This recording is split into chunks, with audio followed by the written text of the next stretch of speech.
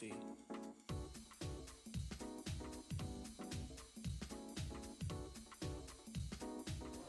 Es un maestro, con todo lo que eso significa, porque enseña, no solo con su oficio, sino también con su ejemplo, con su sencillez, su disciplina y su don de ser. Desde hace muchos años es un referente de la ecocardiografía en la Argentina y en Latinoamérica. Y su trayectoria científica es enorme, con hallazgos y desarrollos de técnicas ecocardiográficas que realmente ha mostrado por todo el mundo. Su empuje y constancia hicieron que la ecocardiografía en Latinoamérica se uniera y tuviera un protagonismo en el planeta como nunca antes lo tuvo. Brinda conferencias con la misma pasión en cualquier lugar del mundo, donde alguien lo quiere escuchar y donde alguien quiere aprender. Pero hoy no le vamos a hacer un reconocimiento a esta trayectoria científica. Hoy queremos hacer un reconocimiento a su esencia, a su humildad, a su calidez, a su transparencia y a su enorme generosidad. Hace muy poco recibió una condecoración que quizás sea la más importante de su carrera. El premio Ingrid Edler a la trayectoria le fue entregado recientemente por el profesor Miguel Ángel García Fernández en el 27º curso de imagen cardíaca en Madrid, siendo el único médico latinoamericano en haberlo recibido. Y la manera de agradecerlo lo muestra tal cual es. Tendría que agradecer a todos los que me han ayudado en la vida a recibir este premio. Bueno, sería la media hora. Sabiendo quiénes son los antecesores, realmente uno reflexiona si es merecedor o no. Indudablemente, creo que este premio que recibo no es para mí, es para todos los miembros de COSIAC. Muchos de ellos están acá, a todos los que en Latinoamérica trabajan para el crecimiento de la ecocardiografía, a todos los miembros de los diferentes países que han contribuido al crecimiento de esta sociedad, que fue un sueño, demostrarle al mundo que podemos trabajar unidos. Hoy somos más de 2.500 y creo que el premio lo quiero, bueno, además de compartirlo con mi señora Marta, que sin ella hubiera sido imposible, compartirlo con todos ustedes, latinoamericanos, y que me han ayudado tanto. Y a la sociedad española, la sociedad de imagen, con la cual tenemos una relación increíble, son nuestro modelo. Así que estamos sumamente agradecidos por darnos posibilidad de participar, de compartir y de enseñarnos tantas cosas. Así que esta noche seguimos con los agradecimientos. Muchas gracias.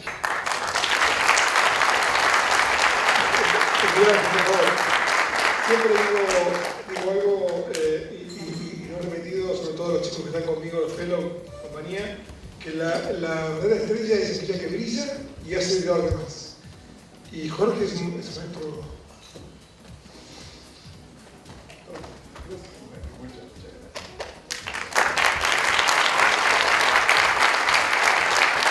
Miguel Ángel, quiero que vos expliques qué es el premio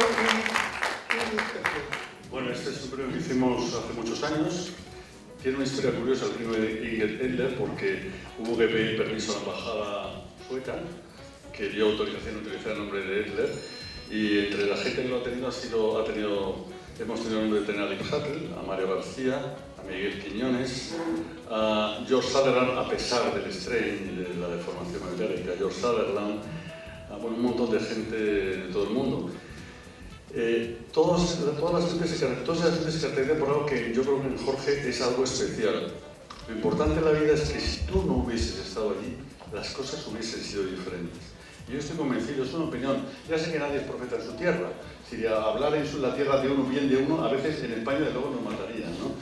Pero yo estoy convencido de que la imagen y la ecocardiografía en Latinoamérica seguro sería diferente si Jorge Lovenstein no hubiese existido. Esa es la opinión que se tiene desde España y desde Europa. Y eso es algo importante, porque realmente pasamos por la vida de una manera muy rápida, pero que se nos recuerde por algo que haya influenciado en mucha gente, que ha cambiado su manera de ser, que le ha gustado la ecocardiografía, y además que a lo mejor tú no eres ni consciente de que lo has hecho. Yo creo que eso es pues, un honor. Y por eso le dimos a uno de los premios para mí más merecidamente como el que te da hoy, Martín Lomadero. Muchas gracias. Todo lo que usted quiso saber sobre el ventrículo derecho y nunca le contaron es de lo que vamos a compartir. La primera pregunta que uno se hace, ¿por qué lo llaman el ventrículo olvidado? Dirán ustedes, y es porque hace tiempo fue considerado que no tenía importancia. En realidad se podía vivir experimentalmente y en diferentes enfermedades congénitas sin el ventrículo derecho. Pero, y esto más recientemente, se ha visto el impacto que tiene fundamentalmente en el pronóstico de múltiples patologías. Y entonces los electrofisiólogos, pediatras, cardiólogos, cirujanos, imagenólogos le empezaron a dar importancia al ventrículo olvidado, al ver que era muy diferente la evolución con disfunción ventricular derecha que no tenerla en la insuficiencia cardíaca izquierda, después de un infarto agudo de miocardio, después de una miocarditis. Siempre el deterioro ventricular derecho era de mal pronóstico. La otra pregunta, no sé si le contaron, ¿y qué creen ustedes? ¿Tenemos dos corazones o es uno solo?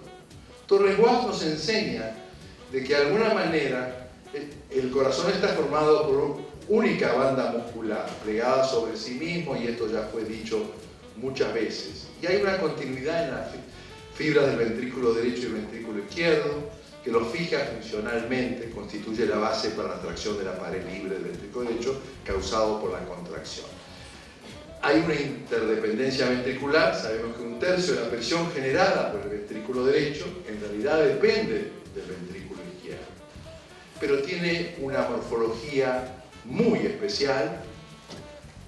Todos ustedes conocen las tres porciones del ventrículo derecho, saben esa silueta tan difícil de poder determinar su función, y fundamentalmente la fisiología es diferente. La fisiología es diferente porque el ventrículo derecho tiene solamente dos capas, mientras que, el ventrículo izquierdo tiene tres. Y vean ustedes que el ventrículo derecho, la capa superficial, es mucho más con fibras de tipo circunferencial que el ventrículo izquierdo, y las profundas son más longitudinales que el ventrículo izquierdo. Así que hay una diferencia importante, y eso va a hacer que la función sea diferente. ¿De qué depende la función normal del ventrículo derecho? Fundamentalmente de la función de sus fibras longitudinales. Mucho menos tiene que ver la función radial o circunferencial. Sin embargo, en el ventrículo izquierdo está bastante compartida la función longitudinal con la circunferencial. Cuando el ventrículo derecho se vuelve sistémico, o sea, se izquierdaliza, adquiere entonces la fisiología del ventrículo izquierdo. Así que en el ventrículo derecho, si tenemos que medir algo, fundamentalmente miramos la deformación longitudinal. No tiene demasiada importancia perder tiempo y medirlo radial o circunferencial, porque esto no juega un papel. Recordar que el ventrículo derecho tolera bien las sobrecargas de volumen, cambiando la geometría, y malas sobrecargas de presión, especialmente las agudas, totalmente diferente al ventrículo izquierdo. La porción que tiene más actividad muscular, por supuesto la trabecular, el ápice y el tracto de salida, pero que no se puede acomodar rápidamente a los cambios de presión. Por eso la región del músculo liso, el tracto de entrada, trata de reemplazar. Todos sabemos por qué hay tanta dificultad en determinar la fisiología del ventrículo derecho y su anatomía, y es precisamente por todo esto que ustedes ya conocen, que lo hizo bastante secreto a nuestros ojos hasta hace cierto tiempo. A ustedes seguramente le contaron que nunca alcanza una sola vista para evaluar el ventrículo derecho. ¿Y por qué no alcanza una sola vista? y ustedes conocen también esta fábula indostática en la cual los 6 ciegos debían decir cómo era un elefante y cada uno lo veía de acuerdo al lugar que estaba tocando y así pensaba que el elefante podía ser una pared, una cuerda o una serpiente. Todos tenían razón, ninguno tenía razón. Y lo mismo pasa con el ventrículo derecho. Hay que mirarlo desde todas las vistas si uno quiere realmente saber su anatomía y su función. Recordarles que son 6 las vistas recomendadas, ustedes las conocen, no vamos a repasar ahora todo esto, vamos a hablar de otras cosas también muy importantes, pero estas son las 6 vistas más importantes. ¿Le contaron cuántos segmentos se divide el ventrículo derecho? Todo el mundo sabe cuántos tiene el ventrículo izquierdo, pero no estoy seguro si recuerdan o le contaron que el ventrículo derecho tiene 12 segmentos y entonces los 3 de la pared anterior del tracto de salida del ventrículo derecho, 4 de la pared anterior del tracto de entrada del ventrículo derecho, 2 de la pared inferior y 3 de la pared lateral. En total 12 que responden a una, es importante recordarlo, cuando uno hace la segmentación y tiene que hablar de cuál pared está deteriorada y conocer su circulación.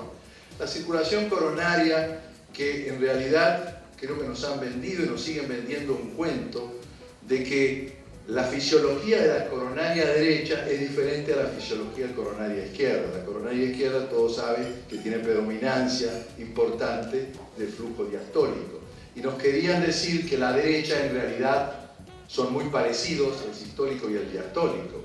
Pero en la vida diaria, en lo que hacemos todos los días, y podemos determinar la circulación coronaria de la descendente posterior en una importante cantidad de pacientes, vean ustedes, es igual que la izquierda. Y por supuesto si está irrigando el ventrículo izquierdo, es predominantemente diastólica, igual que la descendente anterior. Y en todos los libros ustedes van a encontrar que es diferente. No es lo que vemos todos los días. Si quieren conocer las medidas normales del ventrículo derecho, señores, lean las guías, hagan sus propios valores o participen del registro del COSIAC de ventrículo derecho, como decía hoy Leopoldo, esto va a ser indexado, contáctenlo al doctor Espina, que se va a hacer un trabajo multicéntrico que pretende realmente saber qué pasa en Latinoamérica con el ventrículo derecho en cifras indexadas. Así que, si quieren pueden leer el JASE, nuestros propios valores, en 50 normales, como ven, el TAPSE a veces es más de lo que otros dicen, como vamos a ver.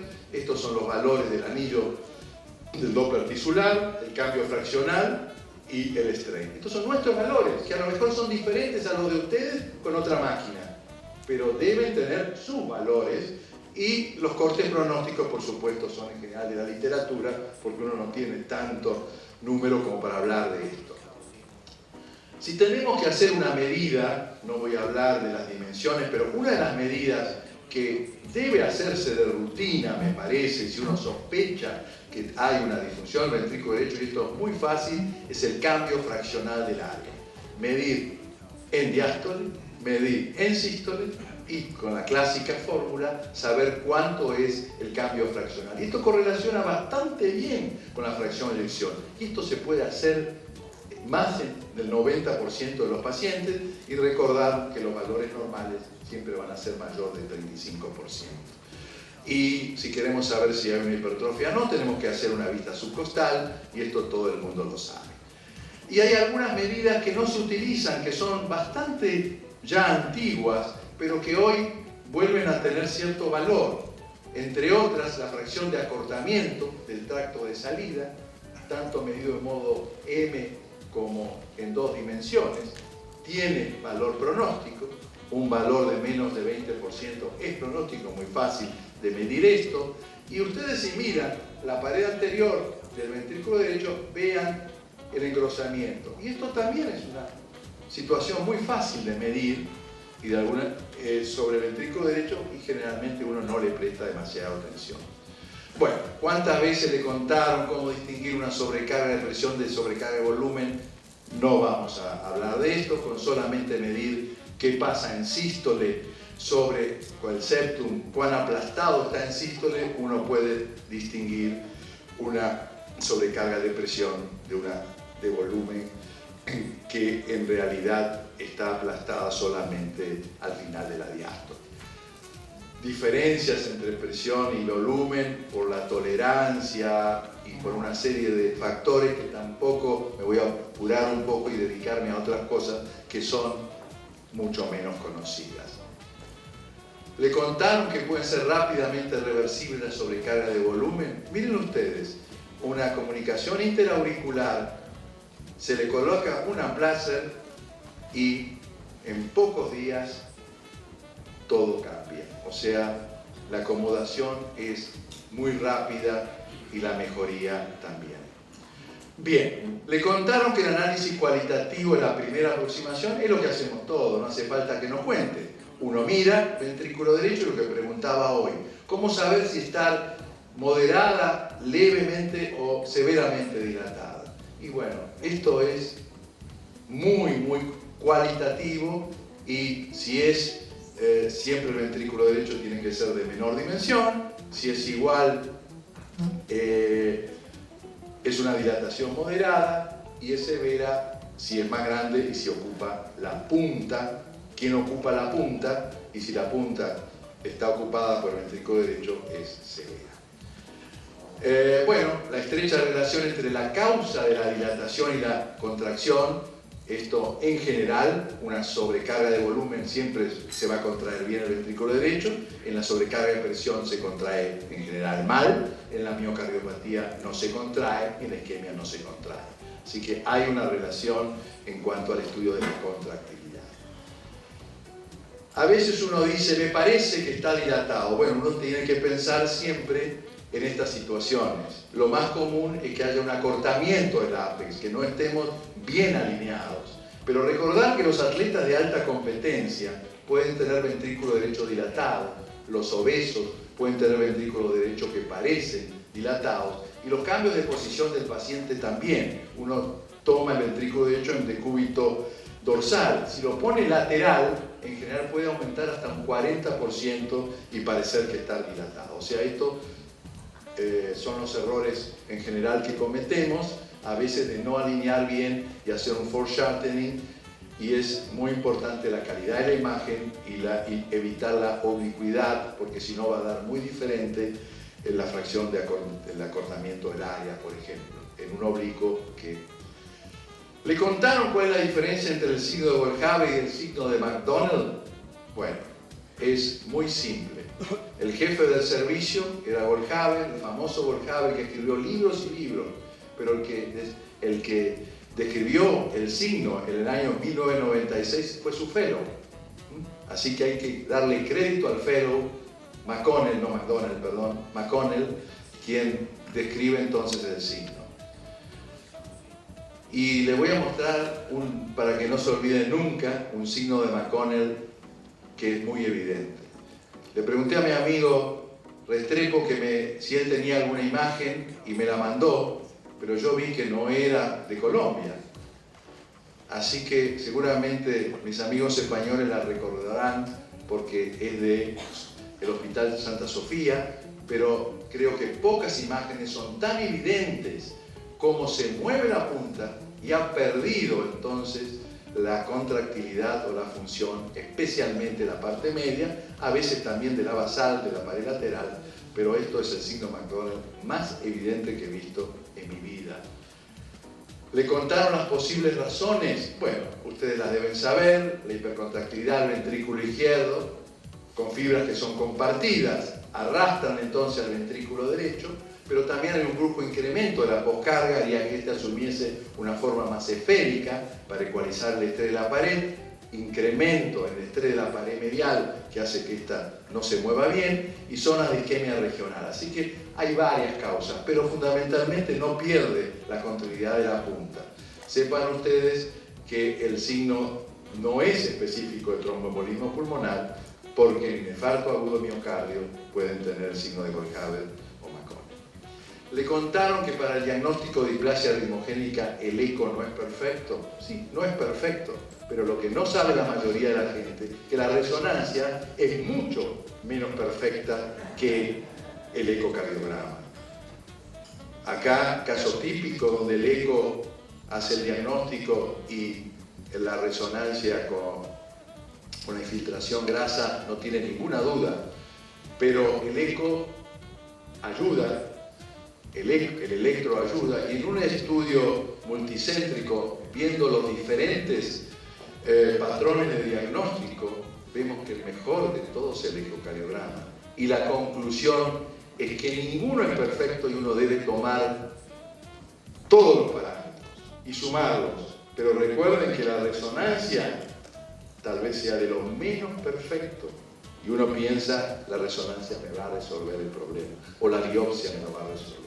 Y en realidad los estudios deben hacerse, miren el eco que bien posicionado está.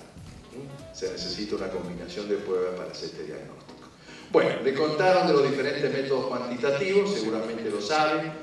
Hablamos ya de la dilatación sin dar medidas, del área fraccional, pero vamos a hablar algunos minutitos de TAPSE, del Doppler sistólico, del TEI, del LEI. Bueno, para la función del ventrículo derecho ustedes saben que tomamos el TAPSE, tomamos el Doppler tisular.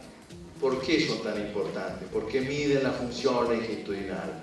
Y yo en algo no estoy de acuerdo ahí con lo que dijo hoy a la mañana, que la media hora pasó el ventrículo derecho. Esto habla solo del desplazamiento, esto no es strain. Esto en realidad habla de cuánto se acerca del transductor, es desplazamiento, que a veces van en el mismo sentido, pero el strain, como vamos a ver seguramente, es mucho más perfecto. Y el famoso índice de TEI, que para mí me parece muy sencillo tomarlo con Doppler tisular. Por suerte no coincidimos en todo con Leopoldo, seguramente él tendrá razón en muchas cosas, pero bueno, cada uno de acuerdo a su experiencia puede decir.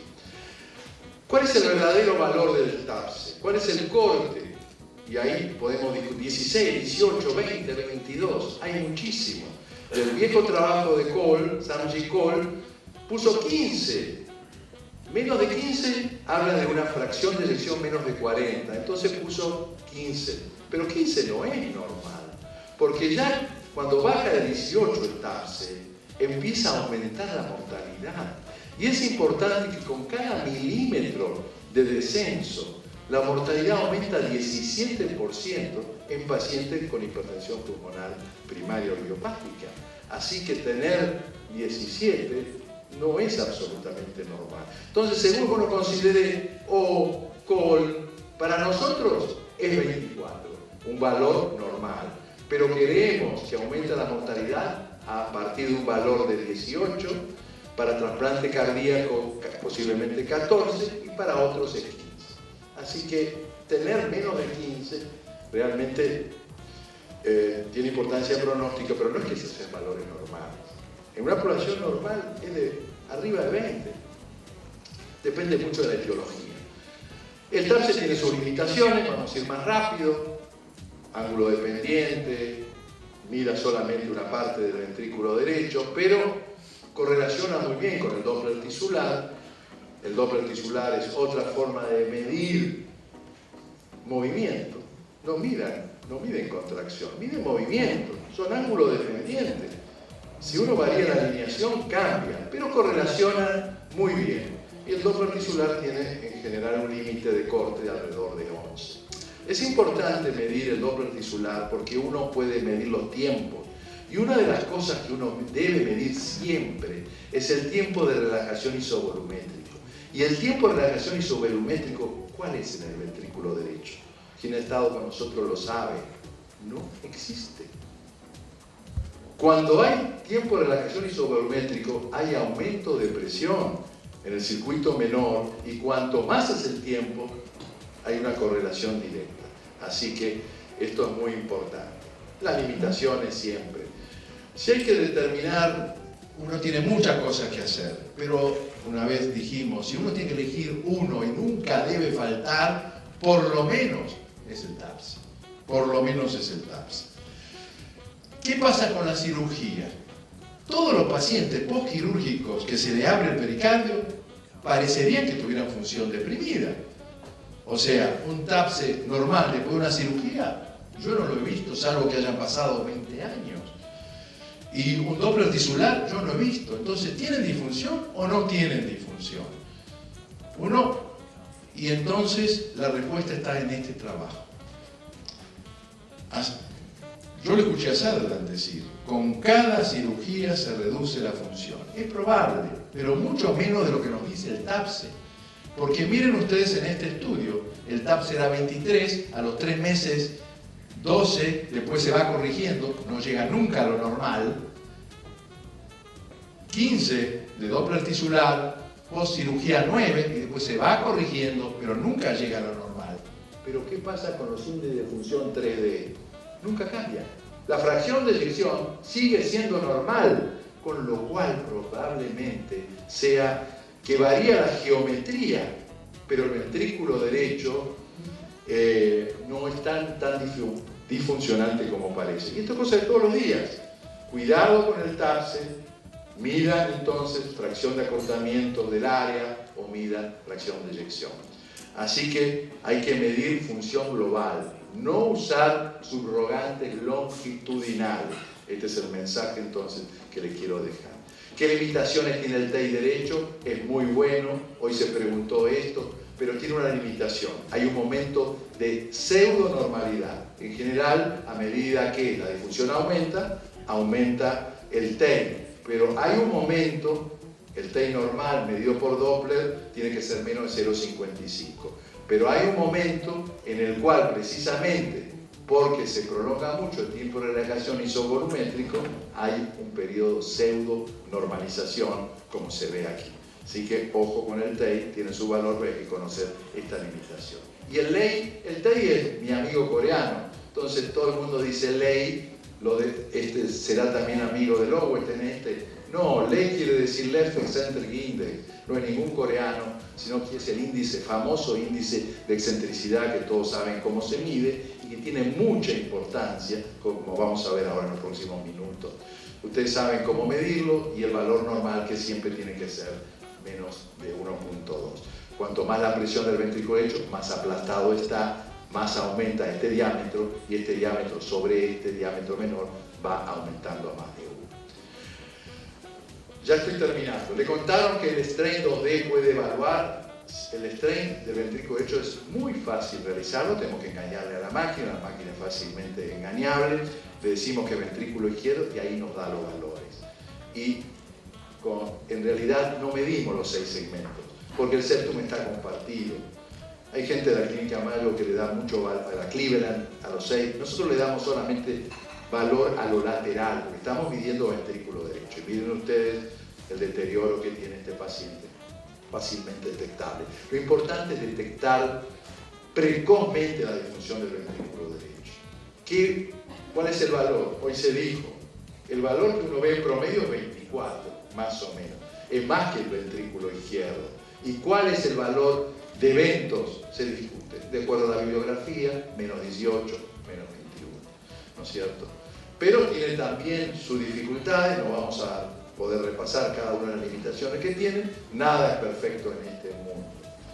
Entonces, ustedes todos saben que la deformación del ápice del ventrículo izquierdo es mayor que el de la base, lo hemos repetido infinidad de veces. Se deforma más el ápice que la base. ¿Qué pasa en el ventrículo derecho?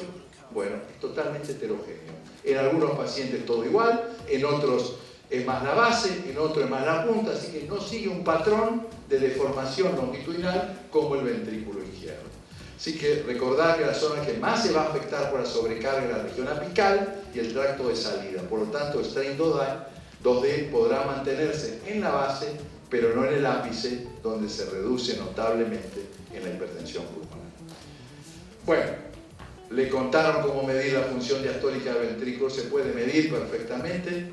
Aquí algunos ejemplos, cómo lo medimos, es igual que el lado izquierdo, los valores son totalmente diferentes. Valor normal es menos de 5, tenemos el flujo de las venas pulmonares, la cava, o sea, tenemos elementos para medir función diastólica del ventrículo izquierdo. Le contaron cómo hoy a la mañana Leopoldo contó que de rutina, miren, nosotros de rutina medimos las resistencias pulmonares en el ejercicio. ¿Por qué? En el ejercicio, porque es muy fácil medir las resistencias y transformar en unidades Wood los valores que nos dan. Son una fórmula muy sencilla, es en metros dividido en centímetros segundos y tiene que dar menos de 0,2. Se puede multiplicar por 10, sumarle el factor 0,16 y se transforma en unidades Wood. Y nos da un cálculo muy interesante, porque si la presión pulmonar aumenta con el ejercicio, pero las resistencias no aumentan, eso es por aumento del volumen del ventrículo derecho. Eso es normal, y eso es lo que tiene cualquier atleta que cuando corre tiene una presión pulmonar tal vez de 70.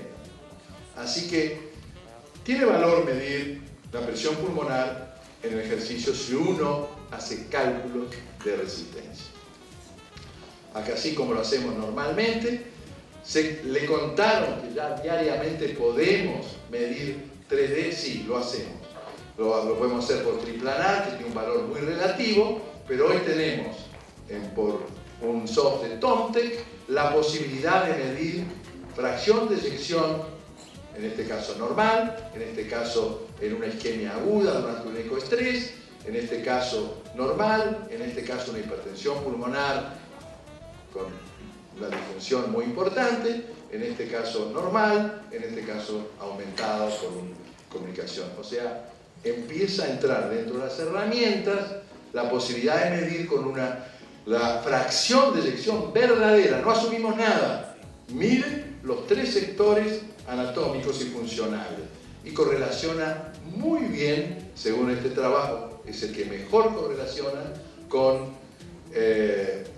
la resonancia nuclear magnética según el trabajo de Lang. Bien, todos ustedes saben todos los métodos para medir las presiones pulmonares. Hoy se habló, no hace falta tener insuficiencia tricuspidia y para medirlo. Por supuesto, casi todos la tienen y podemos medirlo fácilmente, pero existen otros parámetros, fórmula de Mahan a través del tiempo de aceleración, le sumamos lo del ventrículo derecho, pero existen fórmulas en las cuales se puede transformar la sistólica en la media, y esta es una de las fórmulas que más se utiliza, porque en general las guías hablan de media, y uno mide la sistólica en la práctica diaria. Es muy fácil de transformar la sistólica en media con esta fórmula.